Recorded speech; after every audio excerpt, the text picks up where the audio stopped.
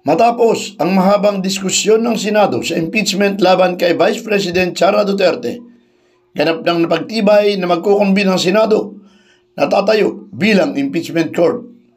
Katunayan, kagabi ay formal lang nanumpa si Senate President Francis C. Escudero bilang presiding officer ng impeachment court.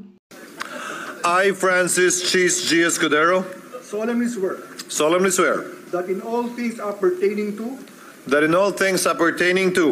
trial of the impeachment of Vice President Sara Zimmerman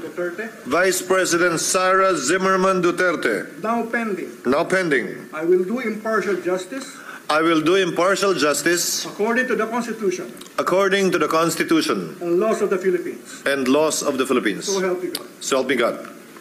Nagtalaga na rin ng mga senador na tatayo bilang miyembro ng impeachment court na inaasahan na manunumpa 2 araw bago mag-adjourn ang ika-11 na Kongreso. President, may I respectfully move that the senator judges take their oath at 4 o'clock in the afternoon tomorrow, June 10, 2025.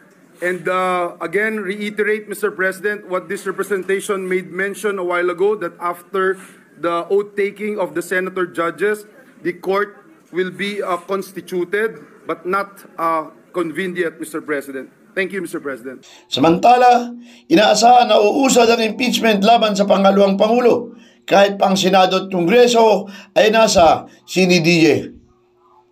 Felix Tambongco, The Observer News.